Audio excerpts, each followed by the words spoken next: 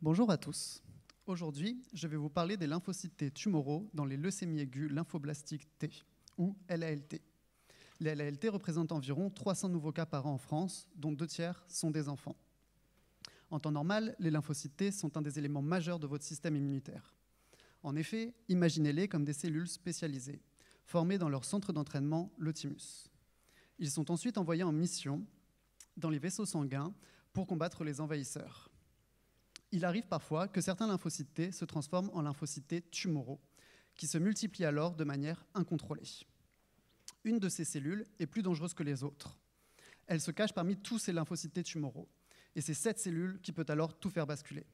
En effet, elle est résistante à la chimiothérapie. Désolé. En effet, elle est résistante à la chimiothérapie. Elle peut alors donner naissance à une toute nouvelle armée de cellules cancéreuses.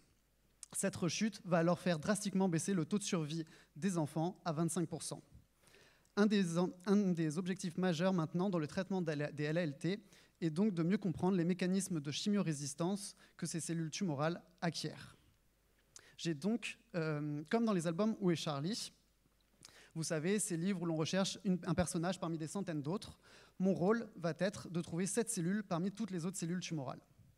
Pour cela, j'ai décidé de séquencer l'ARN de chaque cellule individuellement, en utilisant une méthode que l'on appelle single-cell RNA sequencing. Cette méthode me permet donc d'obtenir les niveaux d'expression des gènes de chaque cellule, et donc de pouvoir trouver des différences subtiles entre des cellules qui semblaient pourtant être de la même famille. J'effectue ma thèse dans le groupe de Dominique Paillet-Bornet au CRCM et j'ai actuellement à ma disposition une trentaine d'échantillons de patients au diagnostic et à la rechute. J'ai d'ores et déjà commencé les analyses single-cell de ces données en me focalisant dans un premier temps sur les échantillons provenant de rechute. Je suis donc capable d'avoir la signature des cellules tumorales qui ont résisté à la chimiothérapie. Mon but va être maintenant, au diagnostic, de trouver les quelques cellules qui exprimaient d'ores et déjà cette signature. Lorsque vous avez fini une page d'un album Où est Charlie, vous tournez la page. L'enjeu est alors le même, mais tout ce qui entoure Charlie a changé. Pour nous, au laboratoire, l'enjeu principal réside justement dans cette hétérogénéité entre les patients.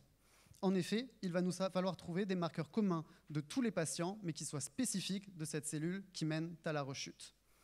Notre but est donc de pouvoir trouver Charlie, la cellule résistante, dès le diagnostic.